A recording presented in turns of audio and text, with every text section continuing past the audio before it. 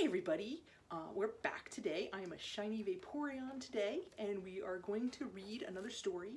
This one is an actual kid's book. It is called My New Teacher and Me by Yankovic, and it is illustrated by Wes Hargis. This is actually a sequel to a book called When I Grow Up, and I have not found my copy of that, but I will, and we'll read that too. So I especially want to say hi to Max and Cole, and to Rosalie and Sophia and G, and I hope you guys all enjoy this. So, My New Teacher and Me by Yankovic, who is a national treasure. The first day of school, it was finally here. I wondered who'd be my teacher this year. Then at 8:30 sharp, a tall stranger walked in. He stood by the chalkboard, and he stroked his long chin. He said, "I'm Mr. Booth, and I'm happy to say I'll be teaching you all about fractions today. Now open your textbooks to the page number 3." And that's when he stopped, and he stared right at me. He said, "You, young man, what's that filth on your shirt? You can't come in my classroom all covered with dirt." I said, "Hi, nice to meet you, sir. Billy's the name. See, a funny thing happened before the bus came. I was digging to China out in my backyard, and I was almost there when I hit something hard. Well, I dug and I dug, and I dug a bit more, and discovered the skull of a real dinosaur. And it would have cleaned up, sir, but hey, I'm no fool. I just couldn't be late for the first day of school." For a second or two, Mr. Booth kind of froze. Then he walked up to me and he looked down his nose. "I don't tolerate nonsense, no, not 1 degree. And your story sounds highly unlikely to me."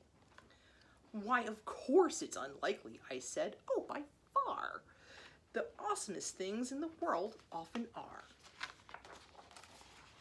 For instance, this friend of my third cousin's Ned's got a farm where the dairy cows each have 2 heads. That's so highly unlikely, the tourists will stop just to take their own pictures at $3 a pop." "Completely ridiculous," sneered Mr. Booth. "Please stop wasting our time and just stick to the truth." "Well, the truth can seem crazy, like that day in June when my grandfather famously walked on the moon. And he played ukulele while flying a kite. It was in all the papers. You've heard of it, right? You know what? My grandfather even implied someday he might take me along for the ride." The class started cheering, take us too." Then Mr. Booth bristled and he snapped, "That'll do. Pure poppycock. Class, please be quiet, be still. He is not going to the moon, never will." "That's all right," I told him. "The moon is okay, but I've been to a much cooler place anyway. I went on vacation with my dad and my mom to an island somewhere between Norway and Guam, where the blueberry muffins grow right on the trees, and you flip inside out every time that you sneeze, and the rabbits say moo and the poodles go neigh, and the traffic light colors are pink, blue, and gray. Oh, and every third Thursday, about 1:30, all the gravity stops. Is that ever fun? There's a squid eating contest, and hey, if you win it, they let you be king for exactly 1 minute. Then everyone does what you tell them to do. Man, I sure hope we get to go back next year too."